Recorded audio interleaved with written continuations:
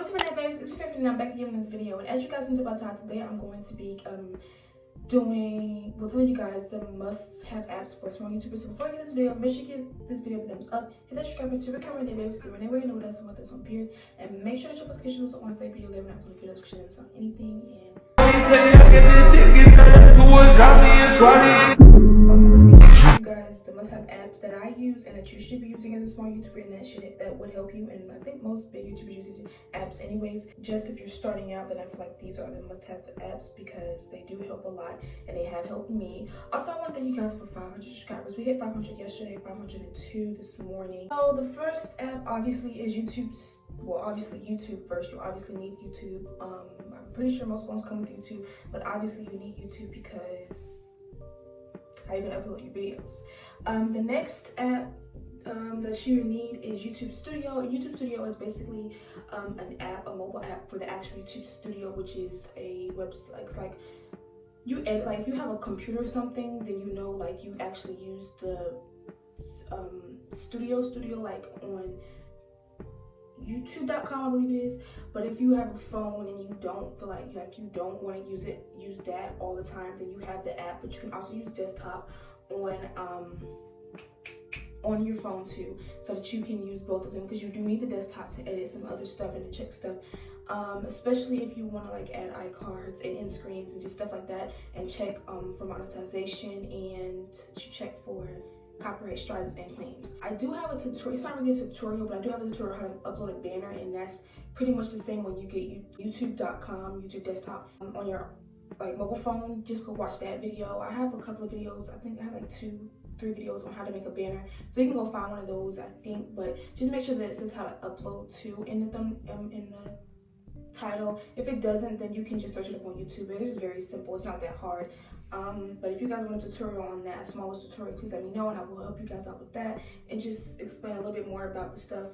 That's the first app. The second app is YouTube Tracker, and YouTube Tracker is one of my favorite YouTube apps ever.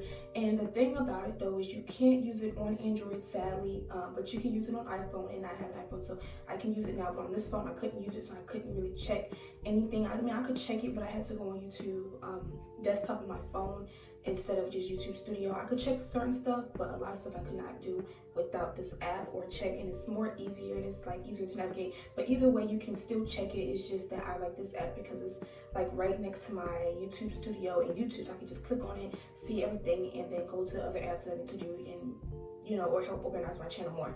So YouTube Tracker is basically this app that shows you, it gives you like this thing. I'll insert a picture of the thing, but it gives you like this thing, like these 2 columns, the 2 main columns, and one side is for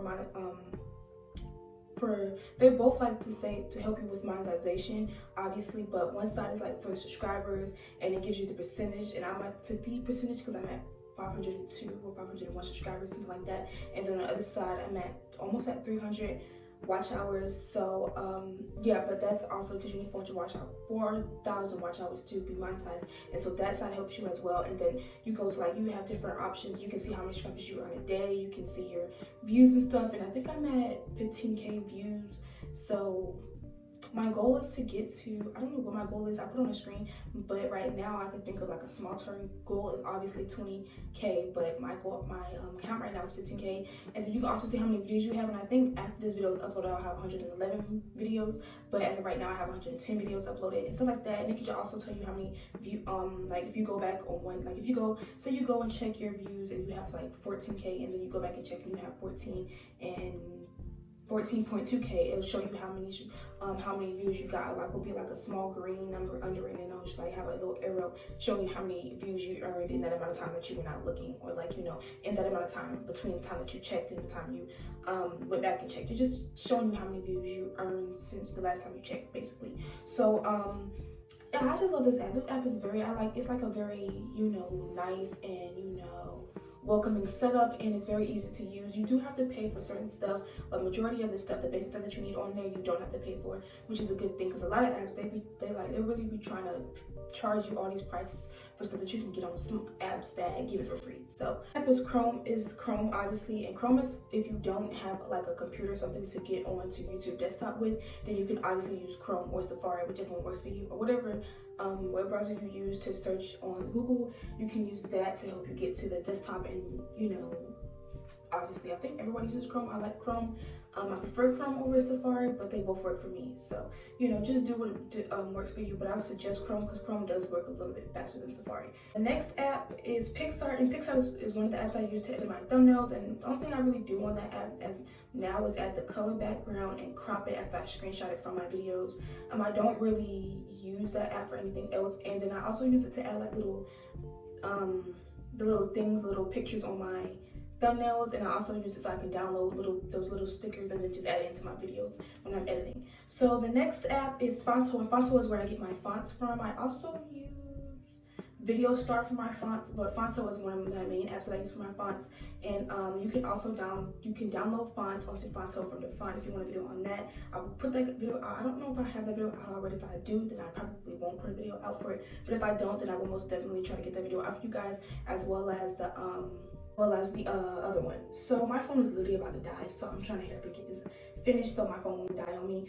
But yeah, so that's basically that app. All I really do is you can crop the videos, you can put different, it's a lot you can really do on that app. The next app is Vaunt, and Vaunt is the same thing as Fonto. You can add, it's like I said, it's like Fonto. You can add text to videos and stuff like that. Simple to use, the same way you add text into Fonto you would do with Vaunt. Next apps is an editing software, and basically editing software is just something you edit on. I use CapCut. I used to use my very first app that I used when I first started my YouTube channel was KineMaster. If you've been watching me for that long, you know I used to use KineMaster because I used to have the thing at the top right here. Then I moved on to InShot, and then I moved on to Velo. Then I went back to I went to InShot, then I went to Velo, then I went back to InShot, then I went back to Velo, and then I went to CapCut, which is what I use now, and I love that app to death. But it doesn't really matter if it's free, if it costs money. Just use whatever you can use and what's easier for you.